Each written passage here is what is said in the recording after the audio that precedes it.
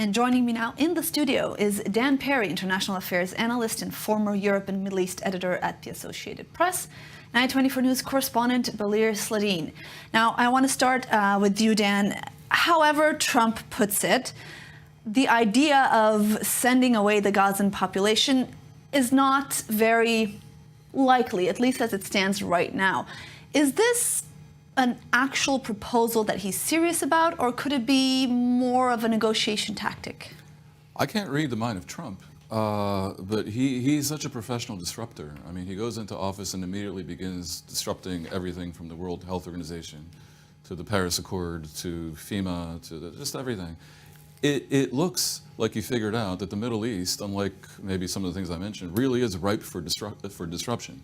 And whatever was happening here, the paradigm that has driven things for the past many decades wasn't working or leading anywhere good. If the ceasefire is carried out to its logical conclusion and Israel gets back the hostages, Hamas remains in power in Gaza, and that's a recipe for disaster.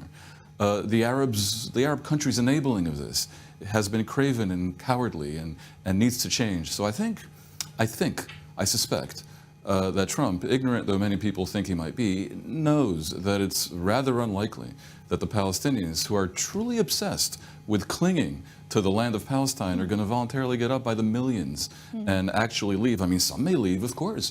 And I've said that jailing them in Gaza is wrong, and people who want to leave should be allowed to leave. But that the world should engineer a mass exodus is not going to happen. But two things might happen. One, this might save Netanyahu's coalition, because the far right that had been threatening to depart over the ceasefire and the outcome I mentioned of the war ending and Hamas remaining in power, now has a difficult time abandoning Netanyahu when their long-held dream of the Palestinians disappearing is maybe not realistic in my view. But at least being talked about. It was being talked about by the U.S. president. Yeah. I mean, it can't leave. And Netanyahu may, amazingly, live to see 2026 in power. You know, Napoleon wanted lucky generals. Israel has the luckiest politician on the planet. That this could actually happen. The second thing is that the Arabs, shocked by all this, the Arab countries, might be moved to alter their position on many things, including, for example, to really put the squeeze on Hamas, but really, and condition tens of billions of dollars in aid, and Hamas stepping aside in favor of something else. And I think that actually may happen. And it's a bit reminiscent of the 2020 Abraham Accords, where the UAE and Bahrain, that once were saying, well, we will only make peace with Israel in exchange for Palestinian statehood, actually did it for something less, which was Israel not annexing the West Bank as threat. Right, because that was talked about right before that. And now I could see Saudi Arabia making peace in exchange for this outlandish idea being pushed aside. You mentioned annexation. I want to talk to you about this, because one of the things that Trump mentioned was that in the next 4 weeks, the U.S. is going to give its official position on possible annexation on parts of the West Bank. 4 weeks, that's about the time that the second phase of the deal is supposed to take place. Is this another way of perhaps giving a carrot or promising something for the Netanyahu coalition in order to, as part of a bigger deal, in order to pass this, move it forward? Well, we can interpret everything as it would, benefit Netanyahu or not benefit Netanyahu politically. But there is something bigger, I guess, in this. And 4 weeks, in 4 weeks, just a short time in which the Trump administration will have to announce their official position on the annexation of the West Bank. That's a huge thing. We're talking about territory of 2,000 square miles, which is 4 times bigger than Gush Dan, the greater Tel Aviv. It's not an easy task to give Israel a green light to actually do that. I don't think that there will be any annexation for all the territory, but maybe we will go back to the deal of the century that Trump has talked about throughout his first term, in which Israel will take over or impose sovereignty on the settlements of the Israeli communities inside the West Bank and also in the Jordan Valley, and then or at least some of the biggest ones, like the Ariel one. Some of the biggest ones. The biggest ones are the ones that are closest to the Green Line. Yes, where exactly. The border would move just a few kilometers, and again, from a Trumpian real estate perspective, it looks reasonable. And for that, the right wing would do almost anything. And again, it saves Netanyahu's coalition. Do you think that this is something that we could actually see? It could be that the Trump administration would give a green light for it, and the Israeli right wing wouldn't say no, even though that this is not their ultimate goal. Their ultimate goal is to annex all the territory. But that absolutely would save his coalition, as Dan is mentioning here, and that's one more step into the idea of ending the Palestinian issue for the Israelis in general. That's absolutely something that the Israeli right would absolutely be pleased and welcome to see. Joining us now is Ahmed Fouad Al-Khatib, analyst and senior fellow at the Atlantic Council, to discuss the Gazan perspective here. Everybody's talking about the future of Gaza, and yet the voices of the people there, the Gazans, are often overheard. I want to thank you for joining us here this evening. What are you hearing from the population there? Thanks for having me. What I'm hearing is that people are frustrated that they do want to see Gaza, their homeland, their space, where the area they've called home for generations, be prosperous, be well, be developed, be the pride and joy of the Palestinian people. On the other hand, they're frustrated that the Trump administration is having to resort to these sort of threats. This statement by Donald Trump, we've also heard from Egypt, from Jordan, saying that it's not going to happen. But isn't it also dangerous to just ignore it? I mean, if this is something that he really wants to go after, is there any way he can actually make it happen? I don't think the U.S. is going to impose anything or, punish anyone, although who knows? It's conceivable that if Trump is serious about wanting Egypt to set up, tent cities or shanty towns in the northern Sinai for the Palestinians, temporarily or permanently, and they refuse categorically, as I think they're inclined to do, because there is an obsession in Egypt about not solving Israel's Gaza problem for it, then maybe he could condition military aid reductions, a continuation of military aid on some kind of acquiescence. Similarly with Jordan, he has certain leverage against Qatar, but I can't see it.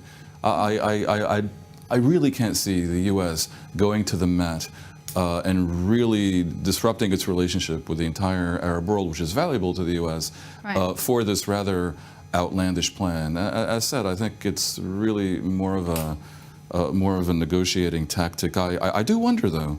I think Palestinian opinion is not irrelevant, and I think our guests may be able to answer this. If it were temporary, and if, given the truth of Trump's statement that Gaza really is kind of unlivable right now, I mean, maybe because of Israel's bombardment with U.S. help. Funny how that never came up. But yeah, it's horrible. Rational people would want to leave, at least temporarily.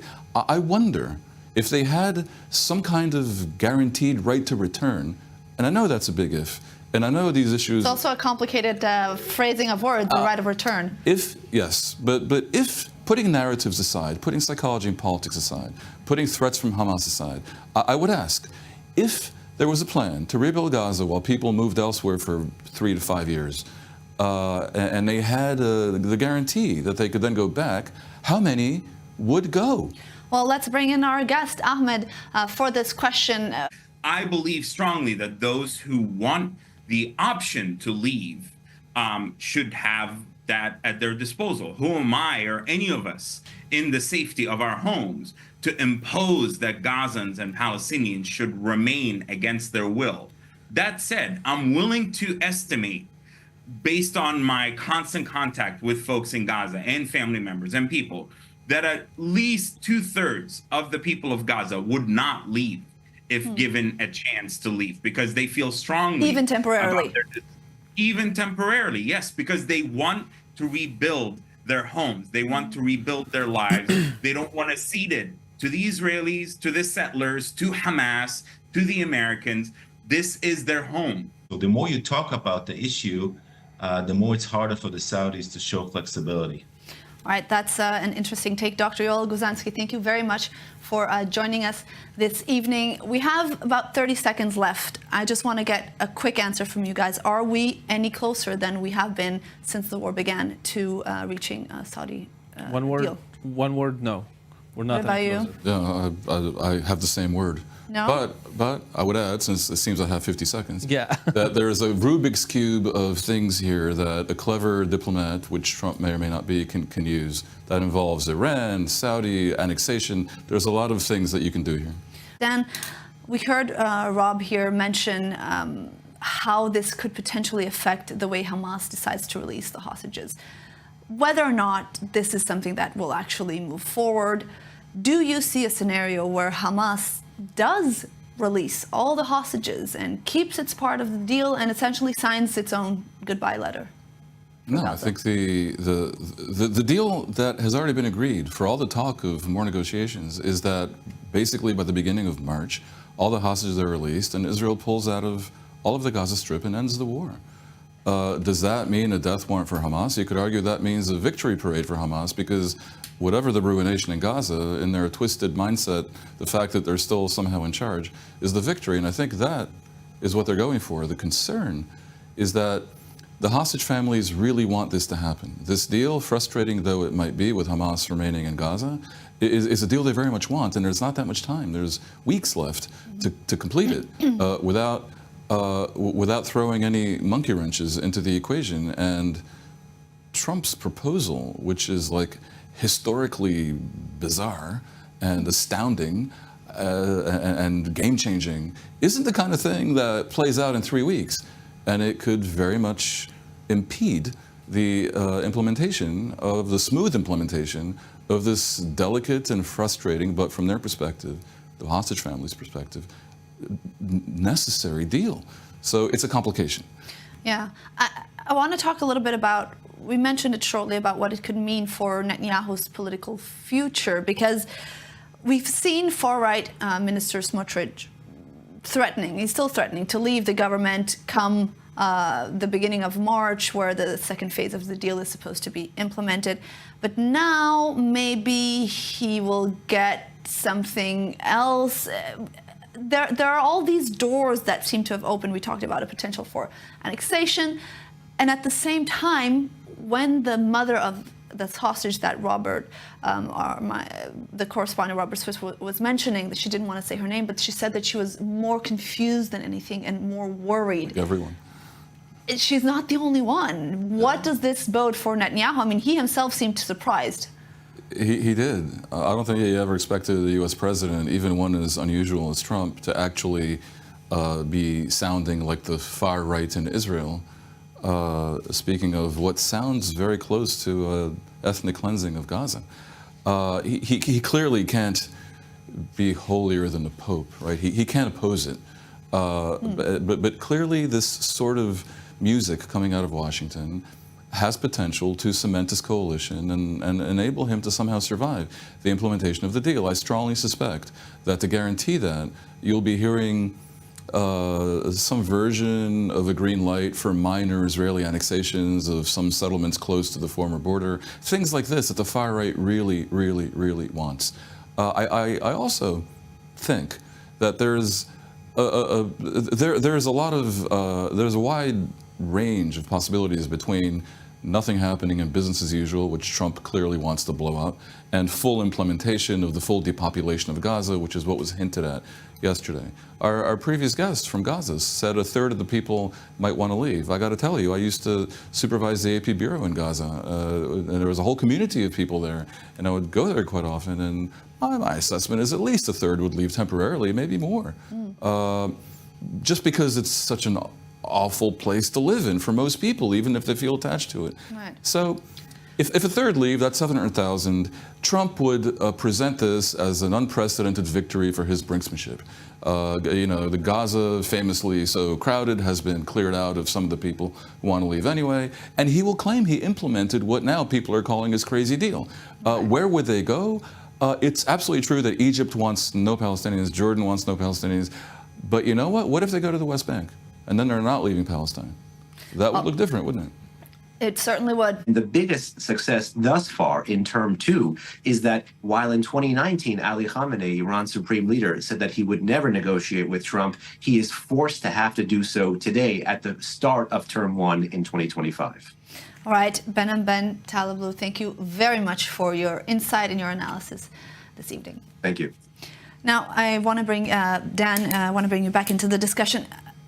Trump's stance on Iran, he says he both wants to see the country prosper, but also he wants to really implement a campaign to drive Iran's oil exports to zero. when he puts this amount of pressure and at the same time opens the door for diplomacy, what is the message that he's actually sending? Because it seems that they are not that aligned. It's not unusual for Trump to want Iran to not have a nuclear weapon. Basically, no one on earth, including maybe most Iranians, don't want Iran to have a nuclear weapon. But the regime has been hell-bent on at least becoming a proximate nuclear weapon state, a threshold state. Trump wants them to publicly surrender this ambition, basically, without negotiation. I don't think Trump wants, as Obama had to go through years and years of painstaking, bazaar-like negotiation. He just wants it done. Netanyahu, I think, had been hoping for some version of a green light to attack Iran's nuclear sites, for Israel to do that with maybe U.S. backing and support, but for Israel to be the executor. He didn't get that, and Trump obviously doesn't want a war with Iran. He is banking on the idea that enough pressure, maximum pressure, might get them to relent. And that pressure would have to be brutal, not just on Iran, but on Iran's potential trading partners. Because the reason why Iran's economy has not been crushed, and why, although it's been damaged, and the reason why their oil exports are not at zero is because they find markets for various things, be it drone, be it oil, with Russia, with Iran, even in China. With China, and even India and other countries of what Anne Applebaum called autocracy Inc. And autocracy adjacent countries. So we'll have to see if the U.S. really is prepared to put the squeeze on other countries to totally isolate Iran. But I am certainly coming around to the notion just articulated that the people of Iran would welcome this, because this is an unpopular regime and it has no legitimacy, and it really, really should fall. And the population of Iran, some may support it, especially in the hinterlands, very religious people and villages and so forth. But Iran has huge populations that aren't Persian, that aren't Muslim, that aren't religious, that are rational, that want to be part of the world community, and they may even be willing to suffer a little economically in order to bring down the regime that so torments them. Palestinians are the owners of their own lands. And neither Egypt nor any other country, and for that matter, the United States, would dictate to the Palestinians how to dispense with their future. Egypt will never accept to be party to any plan that would repeat what happened to the Palestinian refugees in 1948, madam. Right. So it's an absolute non-starter, and it's a matter of principle for the Egyptians. Thank you very much, Hussein Kamal Hariri, for joining us this evening. It's my pleasure, ma'am. I want to bring us back here to the studio. Egyptians saying it's a non-starter. This is a matter of principle. At the end of the day, is there anything that Trump can do to force this to happen? Or is it, as we talked about in the very beginning of the show, a part of a negotiation? It's already known that it's not going to happen. The goal is something else. I'm not sure I even see the will by Trump to actually force it. The way he phrased it in the press conference, he suggested he's spoken to Arab countries and there's a willingness to do it. I don't know what to make of that. Look, since the beginning of the Israeli-Palestinian conflict over a century now, there have been people on both sides who dreamed of the other side somehow vanishing. You didn't need to be a crazy nationalist to think this, because even regular people might have felt the Holy Land is too small for two very stiff-necked and very different peoples. But only the crazies actually sought expulsion as a policy. I don't think that's going to change, even if Trump raises the idea, even if 700,000 somehow leave. The basic equation will remain the same. If the Arabs want to help the Palestinians, they need to make very clear that Hamas must go. They need to choke off all funding, all support, and all legitimacy for Hamas. That is the only way anything good is coming to the Palestinians, to the Gazans, and indeed to the Israelis. All right, Dan Perry, thank you very much for your insight.